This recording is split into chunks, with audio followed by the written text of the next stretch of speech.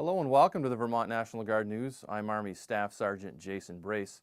The United States House Armed Service Committee voted 60-1 to authorize a $696.5 billion in defense spending for 2018, which adds $21 billion of $31 billion of DoD requested weapons programs left unfunded for the presidential budget request.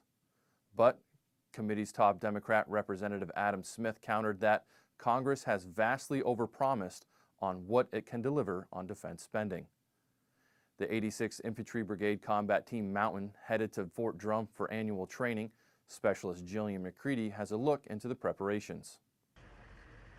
The Vermont Army National Guard's headquarters company with the 86th Infantry Brigade Combat Team Mountain prepares to move out to Fort Drum, New York in preparation for this year's annual training. HHC with the 86th IBCT have staged their vehicles in preparation for a convoy operation to Fort Drum, New York for warfighter annual training. Army Colonel Andrew Harris, commander of the 86th IBCT, gives us an overview of this year's warfighter exercise. So we're here for what's called a warfighter exercise. It is the first part of the brigade's annual training period, and it involves a command post exercise in a simulated combat environment with all of our battalion headquarters and staffs, our brigade headquarters and staff, a HICON through the 10th Mountain Division, and then enablers and add-ons from active duty assisting in our training mission. It is a war simulation exercise which is designed to test staff function and responsiveness to a real-world combat situation.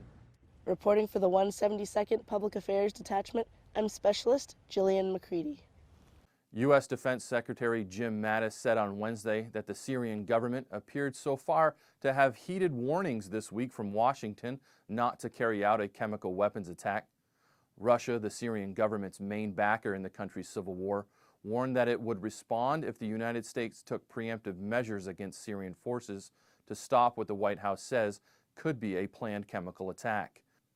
The White House said on Monday it appeared the Syrian military was preparing to conduct a chemical weapons attack and said that Assad and his forces would, quote, pay a heavy price if it did so.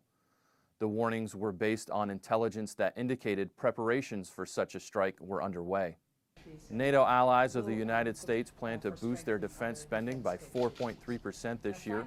Secretary General Jens Stoltenberg said Wednesday, a response in part to intense pressure from President Trump to invest more in their militaries. Trump has repeatedly talked about NATO allies and at times called into question the basic U.S. security guarantees that have underpinned European stability since World War II. That's going to do it for us here at the Vermont National Guard News. I'm Army Staff Sergeant Jason Brace, and thank you for watching.